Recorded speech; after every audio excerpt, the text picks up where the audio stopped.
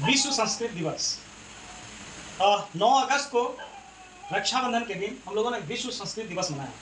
विश्व संस्कृत दिवस का कोई स्थायी दिन नहीं है, बल्कि यह उसी दिन मनाया जाता है जो श्रावण पूर्णिमा होता है। श्रावण पूर्णिमा रक्षाबंधन के दिन ही विश्व संस्कृत दिवस मनाया जाता है, इसलिए अलग अलग वर्षों में यह दिन अलग अलग होता है। इसकी शुरुआत कब हुई? इसकी शुरुआत हुई 1969 भारत सरकार के द्वारा। श्रावण पूर्णिमा में विश्व संस्कृत दिवस हम क्यों मनाते हैं? क्योंकि इसी दिन प्राचीन भारत में शैक्षणिक वर्ष की शुरुआत हुई।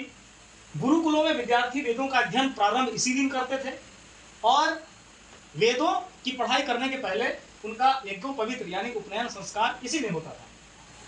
और जो पढ़ाई चलती थी गुरुकुल में पढ़ाई चलती थी, यह श्रावण पूर्णिमा से पौष पूर्णिमा तक चलती थी। संस्कृत एक भाषा नहीं, यह सनातन आत्मा की अभिव्यक्ति है। इसमें जो निहित सत्य है, यह भारतीय इतिहास, वेदों की परंपरा, परिष्कृत ज्ञान विज्ञान, विश्व को दिए गए अमर संदेशों को याद दिलाते हैं। संस्कृत 4 वेद, 18 पुराण, 108 उपनिषद, अरण्यक, स्मृति, महाकाव्य, नाटक, अलंकार, सबका मूल आधार संस्कृत ही तो है। भारत का दर्शन, काव्य, तंत्र, विज्ञान, चिकित्सा, गणित, नीतिशास्त्र, व्याकरण सभी शून्य हो जाते संस्कृत के बिना। यह न केवल भाषा को सौंदर्य बोध देता है, बल्कि समाज, संस्कृति, राजनीति, भौगोलिक दृष्टिकोण, आचार विचार, आध्यात्मिकता और मानवता के परिष्कार का शाश्वत चिंतन भी प्रस्तुत करता है। संस्कृत में बहुत से मनीषी हुए हैं, महानायक हुए हैं। कालिदास, भवभूति, वाणभट्ट, आद्य शंकराचार्य, माघ, श्रीहर्ष, विष्णु शर्मा, भर्तृहरि, दंडी, ये संस्कृत के मनीषी हुए हैं। आज जो हम नए नए प्रयोग देख रहे हैं, यह ना होता अगर संस्कृत में बहुत हजारों वर्ष पहले आविष्कार ना हुए होते।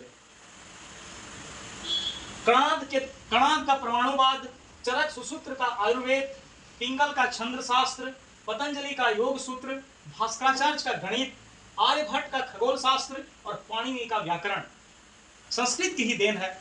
और आज हम बहुत से प्रयोग इन्हीं के आधार पर कर रहे हैं। मध्य एशिया में, भारत के साथ साथ मध्य एशिया में बहुत से देशों में संस्कृत का प्रभाव है।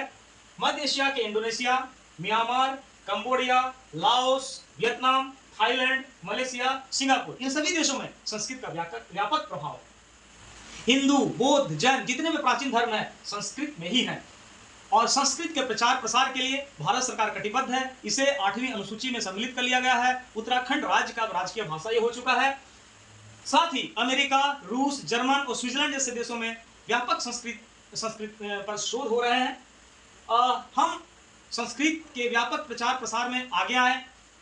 तकनीकी innovation, digital library, podcast, app, social media, व्यावसायिक संवाद, इनके माध्यम से हम संस्कृत के प्रचार प्रसार को आगे बढ़ा सकते हैं। यह आदि भाषा है, सभी भाषाओं की जननी है और दिवस की सार्थकता तभी सिद्ध हो सकती है जब हम इन सभी माध्यमों से संस्कृत को स्थापित करने में आगे आए।